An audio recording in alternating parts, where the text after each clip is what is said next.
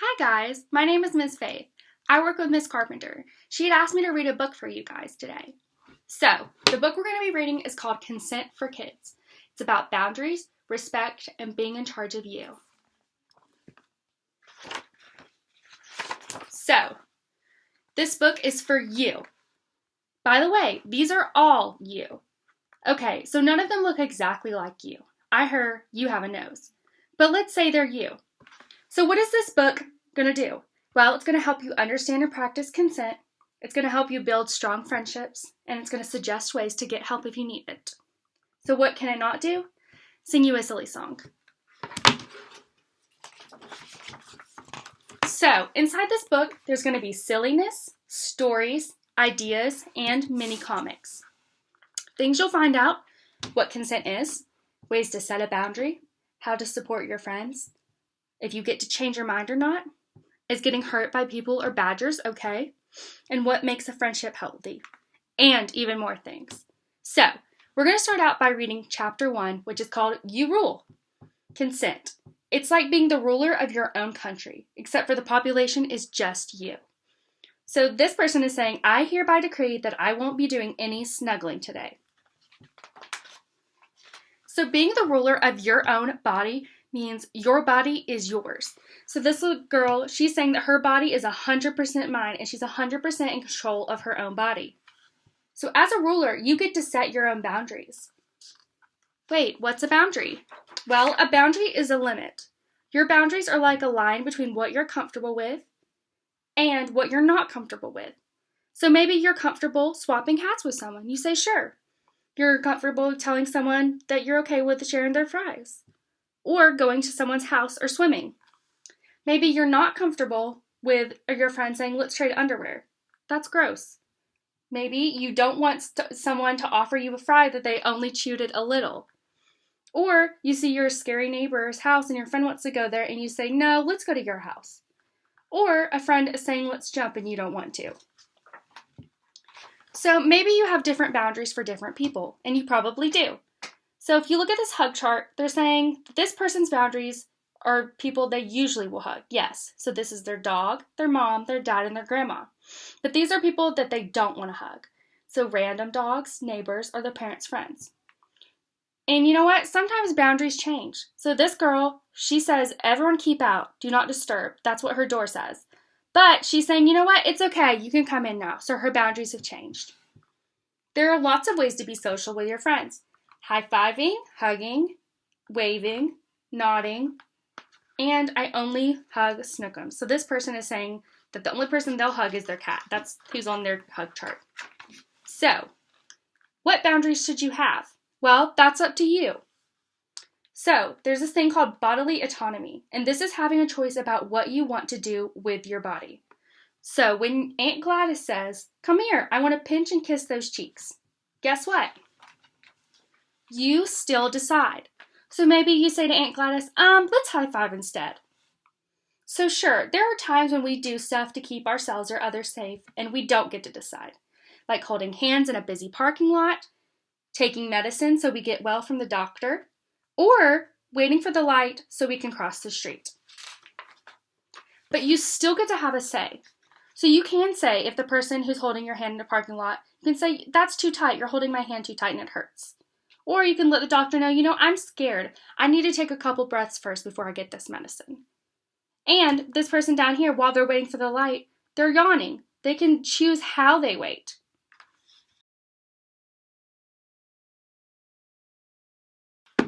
Okay, so in chapter 1, we learned about boundaries and consent. In chapter 2, we're going to talk about trusting your gut. So your gut is something that helps you figure out what you're comfortable with. So sometimes things might feel good, like going on solo adventures, getting ice cream, or getting a ride from your mom. But these same things might not feel good. If you're maybe walking at night alone, your friend drops their ice cream, or the neighborhood bully offers you a ride. If your gut decides that someone's attention gives you a slightly icky feeling, or a very icky feeling, it's okay to say no to their attention. So this person, they have someone staring at them, and it makes them uncomfortable, so they run away. Or this person, she's receiving text messages that make her feel icky, so she decides to block their number. If a person doesn't respect your boundaries or pressures you to change your mind, it's important to tell a trusted friend or a helpful adult. This could be a counselor, a parent, or a teacher or coach. So not everyone is helpful though. Pick someone who is kind and has the ability to help you. So there are some people who may not be helpful. So that maybe the angry lunch server wouldn't be a very helpful person, or a tiny baby or someone who's too young to be able to do anything. A friend who laughs at you would not be helpful, or telling your family dog or a potted plant. You want to make sure that you're able to go and tell a trusted adult who is able to handle the situation.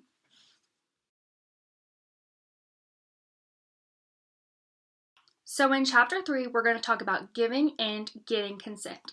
So, like we talked about, everybody has different boundaries, and it's important to find out what someone consents to. So this girl may ask her friend, "Are you in a huggy mood?" And they say, "Nope." So to consent means to agree to something, especially when it has to do with our bodies. Let's say you help someone cross the street. Nice, right? Unless they don't want to be helped. Then you're just grabbing a stranger. The other person has to consent. So what about pinching? That's not nice, right? Yeah, I hate getting pinched. But unless someone says, "Pinch me, I think I'm dreaming," and you say, "Okay," and they thank you because they asked you to pinch them. So there are 2 parts of consent. 1, practice telling people how you feel. So this person saying, "I feel like dancing." And this person saying, "I feel too tired to do anything." This person saying, "I want to try that." And this person is saying, "I do not want to try that." The hint is to be clear and direct. It gets easier the more you do it. The second part is practice listening to others. So this person is telling their friend, "Try it," and they're saying, "I don't want any." They have to respect their friend and say, "Oh, okay, that's fine. If you don't want any, then I won't make you have it." Because something that's no big deal to you might be a really big deal to someone else. This girl is tackling her friend, and maybe she thinks it's super funny, but their friend is saying, "You know what? That's a big deal for me. My boundaries do not include tackling." How do you know if someone consents? Is there like a magic way to be able to tell? Good news, there is.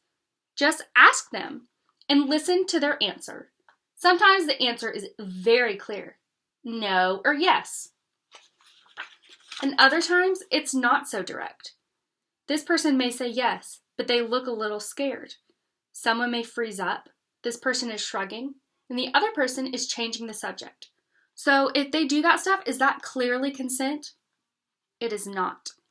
So when a person uses power to get someone to agree, like this bear telling the mouse, "Give me that cheese," and the mouse is agreeing, "Okay, don't hurt me," that's still not consent. Does someone's outfit tell you if they consent? So they're saying, "Should we push this girl in because she's wearing a swimsuit?" They're like, "Yeah, she's got a bathing suit on." The girl is not giving consent. She's saying, "Absolutely not." Do not assume you know why someone dressed in a particular way. She says she likes wearing her swimsuit. She's planning to wear it to dinner. She doesn't want to swim in her swimsuit. People have their own reasons for dressing the way they do. So everyone in here has this big coat on. This person has it on because they feel cold. This person doesn't want to be recognized. And this person is hiding their dog in there. Clothing isn't consent. So listen and look for clear consent, especially when it involves someone's body. If you're not sure if you've been given consent, then it is a no. Newsflash. People might cross your boundaries without meaning to. Make sure to tell them so that they can learn what your boundaries are. This is especially true with tickling, because sometimes people will say, "Oh, it's okay to be tickled," but others do not like to be tickled, and this is not where they would consider their boundaries to be. Or some people are like, "Okay, it's okay if you tickle my stomach, but I don't want you to tickle my feet." Chapter 4 is called Thanks But No Thanks. So say you set a boundary that doesn't feel right. Fear not, changing your mind is okay. This boy goes to the zoo and says, "You know what, snakes are okay." But once he gets there, he realizes that snakes really scare him, and so he changes his boundary and says snakes aren't okay. This girl has always said, you know what, I do not like coconut donuts. But then she looks at one and goes, you know, that kind of looks tasty. And afterward realizes that her boundaries have changed. She does like coconut. Imagine you meet an adorable alien. The alien says, hi, I'm Glurg. Glurg wants a hug to celebrate intergalactic peace and friendship. But it's not quite what you thought.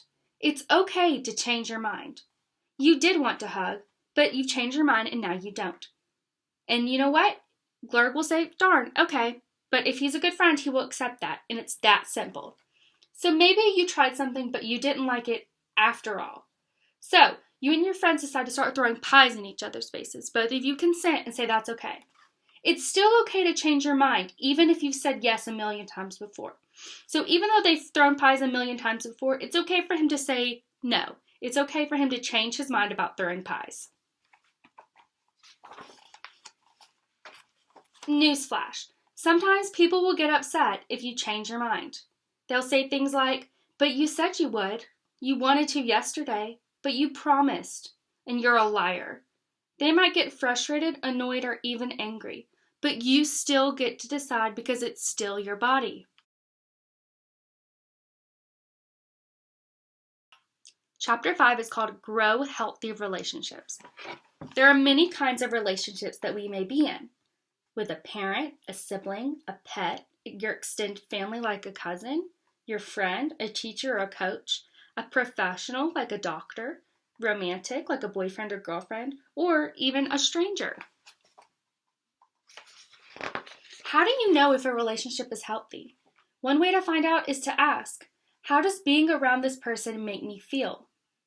Do you feel safe and respected, and like you can be yourself? Are you worried about making the other person angry? Does the other person make you feel bad about yourself? Or are you happy and excited about the future with that person? There are difficult moments in all relationships, but you can work through them by talking about and respecting each other's boundaries. So in this little comic, the boy says, I feel sad when you make fun of me. So his friend says, you know what? Oh, okay, I'll try not to do that anymore.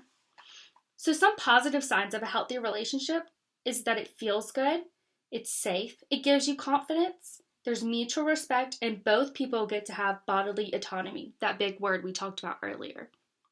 Warning signs of a relationship that might be unhealthy is that it feels bad, it's not safe, it makes you sad, anxious, or scared, there isn't mutual respect, and one person tries to control the other. They don't respect getting consent. Newsflash, if someone bribes you or threatens you to get you to do something, that's not consent. Most people who seem nice are nice. So usually when a person works hard to gain your trust, it's great. You have a mentor and someone there to support you. So maybe they give you attention, gifts, compliments, and become an important part of your life. But sometimes people build that trust just to break it. This is called grooming.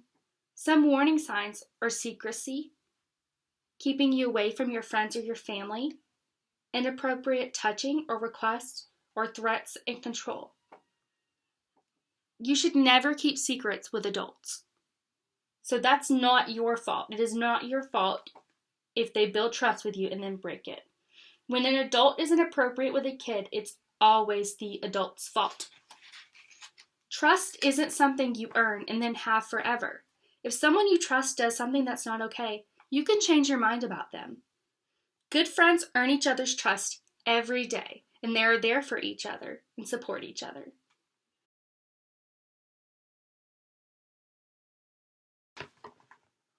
Chapter 6 is called Reflect. We can all remember a time, or maybe many times, when someone didn't respect our boundaries. But now it's time to reflect. How well do you respect other people's boundaries?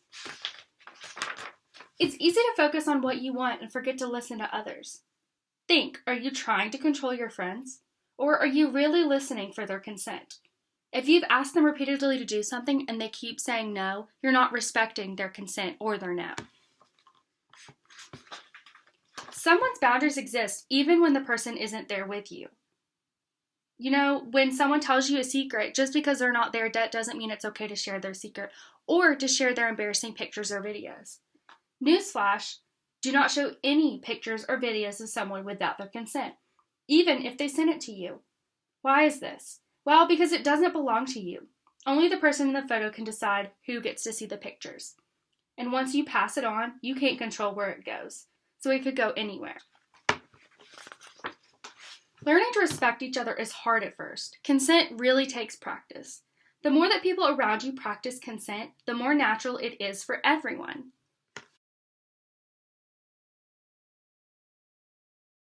Chapter 7 is called You to the Rescue. Okay, so now you know about setting your own boundaries and listening to others. But what if you notice someone else in a bad situation? There are 4 ways that you can help. But if the situation doesn't feel safe, go ahead and skip to number 4. The first way you can help is to be direct, to ask them, hey, what's going on? 2, check in with the person in trouble. Pull them inside and say, how are you feeling? How's it going? Can I help you? The third one is to distract them, to say something weird, like this person is saying taco truck, and to keep them away from that situation. The fourth one is to report. This is when you go to that trusted adult and you tell them because it's out of your hands and you need someone else to help you. You can't keep everyone safe, but you can make a difference with your support. It's important to support your friends and to offer to assist when someone's being mistreated. But the most important thing is to let them know that it's not their fault if someone crosses a boundary without their consent. The last chapter in this book is chapter 8, Stay Strong Together. Every family has different ideas about how much bodily autonomy kids should have. Some people try to respect kids' autonomy by maybe offering them an outfit choice, and others feel like the adult should decide, so maybe they'll just choose the outfits for their kids. It's great when your family supports your choices, but if they don't, you have a few options. You can reach out to supportive friends, talk to the adults in your life to explain how you feel, or think about what you'll do differently as an adult. If it's more than annoying and someone hurts you, inappropriately touches you, scares you, or if you're confused, you can reach out for help. We're going to talk about how to reach out for help in the last page. It's important that you find your crew, because not everyone in our lives practices consent. That's why it's so important to build strong friendships. Having people in your life who support you, listen to you, and respect you will help you thrive, and you'll do the same for them. So if you do need help, if someone has crossed your boundaries and you're scared, hurt, confused, or feel unsafe, reach out for help. This is when you can tell that trusted adult, your parent, your coach, your teacher. There's emergency numbers like 911. There's also local services and hotline like 1-800-4-A-CHILD or childhelp.org, because there are some things kids can't consent to. So know that it's not your fault and you're not alone. Connect with people who can give you support and help you be safe. Thank you guys so much for listening to me read this book. I hope you learned about bodily autonomy, consent, boundaries, and when and how to get help. Thanks.